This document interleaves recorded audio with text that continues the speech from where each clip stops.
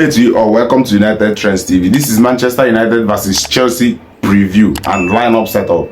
So in this video, we'll be covering the lineup I think Erik should use against Chelsea at Stamford Bridge.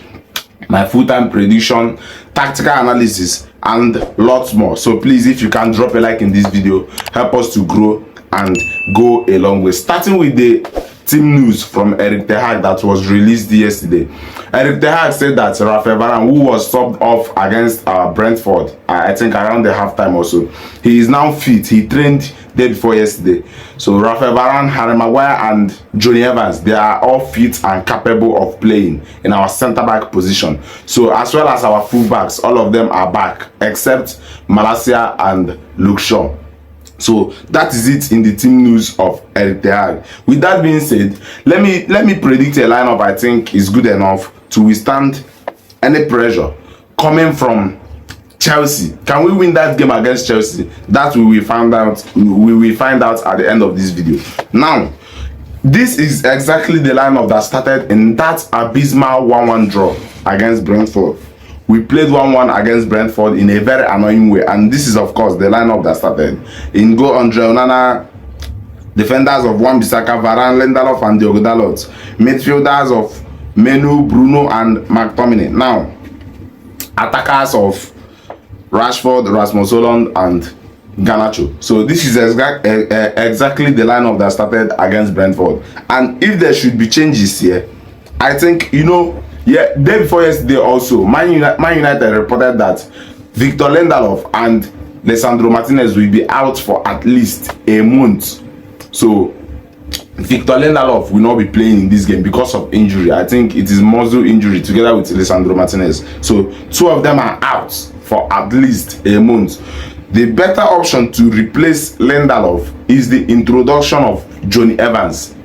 Yes, Jonny Evans, pair him together with Rafael Varane with the fullbacks of Wan-Bissaka and Diogo Dalot. I have to swap them. Diogo Dalot to the left, Wan-Bissaka to the right wing back. So that is it for my defensive line. Let me repeat it again. Diogo Dalot, Jonny Evans, Rafael Varane, and Aaron Wan-Bissaka. That is it for my defensive line. I think it is good enough to withstand any pressure coming from Nicholas Jackson, coming from Palmer, coming from Madueke. Yes, I think it is a very good defensive setup. You can let me know where you disagree with me in this defensive setup, but for me, I think it is spot on. Now, coming to the midfield, we saw mianoo, Fernandes, and McTominay play at our midfield. And that midfield, let us be honest with ourselves, Brentford neutralized every player here. We only saw them play for like the first 30 minutes of that game against Brentford. The rest, they are all stories. Brentford neutralized every player here, including Kobbie. So, will there be any changes here? Some of the fans are already suggesting the introduction of Mason Mount for him to start this game. Some of the fans are already saying that. Put Mason Mount. He scored against Brentford. Let him build on that. And I think it is right. It is right. At the beginning of this season, when we used Mason Mount, Bruno Fernandes, and Casemiro, it never worked.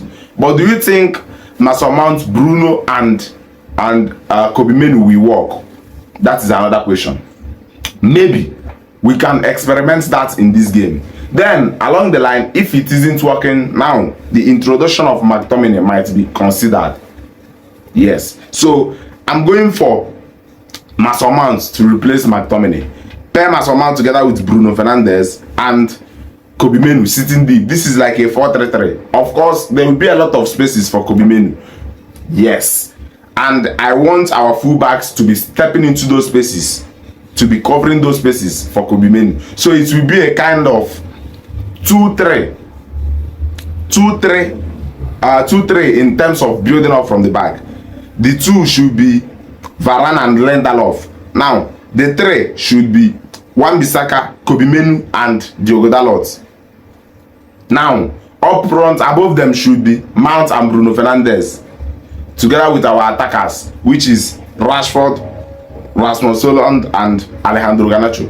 So, in terms of our build-up phase, Andre Onana might step in to make it a back of three, depending on how we want to build up. based on what Erik ten Hag wants to do. So I think it will go in a kind of 4-3-3 in this game. Then if it isn't working, we consider the benching of Mount and the introduction of McTominay at the midfield, and then change the structure ASAP. Now at our attackers, at the left it was Rashford against Brentford, up front Rasmus Højlund, and at the right Alejandro Garnacho. And Rashford has been abysmal all season long. This whole season, you can only count the times that we were happy with Rashford's performance. Yes, the other times, come on, the body language, the movement, he holds the ball until the opponent approaches him and take the ball from him. He doesn't know that there's a teammate at his side, that kind of a thing. So it is really ruining the game of Marcus Rashford at Manchester United. It is spoiling the game of Marcus Rashford at Manchester United. But in this game, I don't think we have any possible option. Some of you might say Alejandro Garnacho to the right, and then the introduction of Anthony or Ahmad, because Ahmad will be returning in this game after that his dramatic red card against Liverpool at the FA Cup semi-finals, quarter-finals. Yes, he will be returning in this game. So some of you are already suggesting the starting of Ahmad. That is Alejandro Garnacho to the left, and at the right either we start Anthony or Ahmad Diallo. It is up to you. But for me, I would think that Ahmad is that player that will come in as a sub for now. Anthony also is that player that will come in as a sub. But the problem with Erik ten Hag is that he doesn't know the correct time to sub these players. That is the only problem with Erik ten Hag. He waits till 80 minutes or so. When you see that the current structure you are using isn't working, change it very, very fast. That is the difference between Erik ten Hag and Pep Guardiola. Change the structure very, very fast and adapt to a new structure in the game. In-game management, that is what they call it. So if we start Rashford, Rasmus Højlund, and Alejandro Garnacho, and you see that, come on, nothing is coming out in this attacking force, quickly change it. Bench Rashford, take Alejandro Garnacho to the left, and then introduce Ahmed Diallo. That is it. It is as easy as that. It is as easy as that. You understand? So that is what I will be going for. The starters, I'm going for Rashford, Rasmus Højlund, and Alejandro Garnacho at our attacking force. Not all of you will agree with me. That is why there is the comment section. You can always go there and drop your points with facts. Now, to summarize everything, I'm going for Andre Onana in goal. At our defensive line, I'm going for Diogo Dalot, Johnny Evans, Varane, and Wan-Bissaka.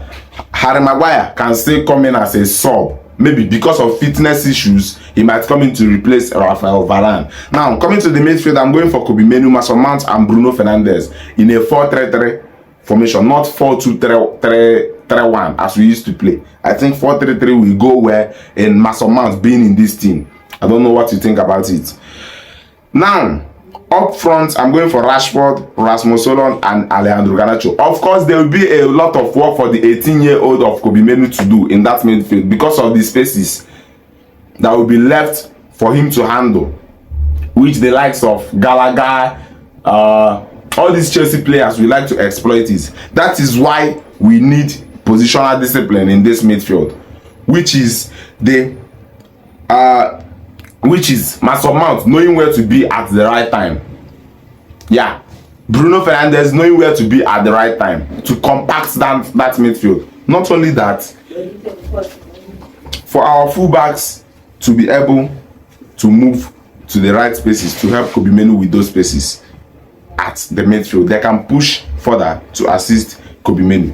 What do you think about this altogether? Let me know in the comments below. Don't forget to like, share, comment, subscribe, and help us to go a long way. What is your prediction? I'm going for a 2-0 win. Rasmus Højlund can score, and of course Alejandro Garnacho can score. I think it is possible. It is highly feasible. It is left for you to drop your prediction in the comments below. Thank you for watching.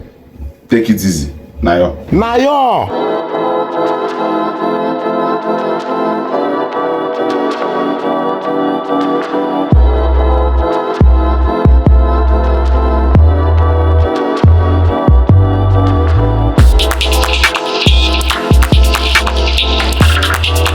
Now, y'all.